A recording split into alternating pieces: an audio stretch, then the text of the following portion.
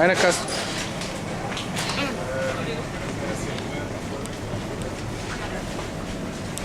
Dobro otpjedu.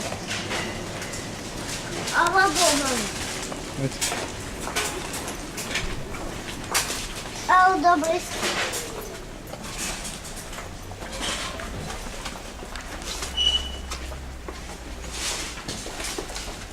Ajde tamo.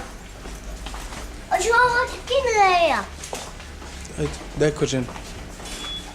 Hallo. Hallo, kommst du hier hin? Ja? Das ist aber nett. So, prima. Danke.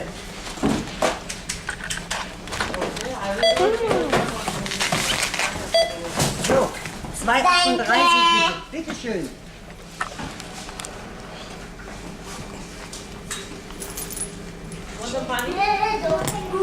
Schön.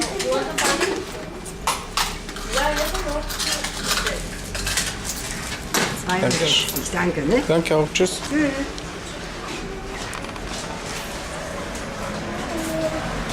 Also, so. Hallo.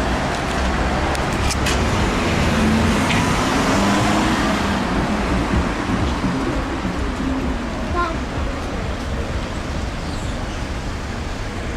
Bak orada.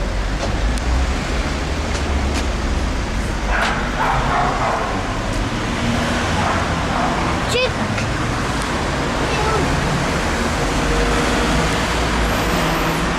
Tamam mısın bunu?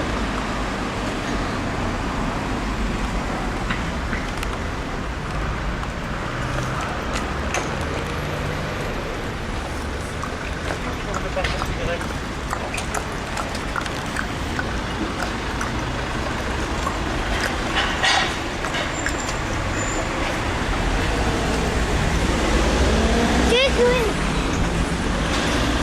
Alayım yok ki.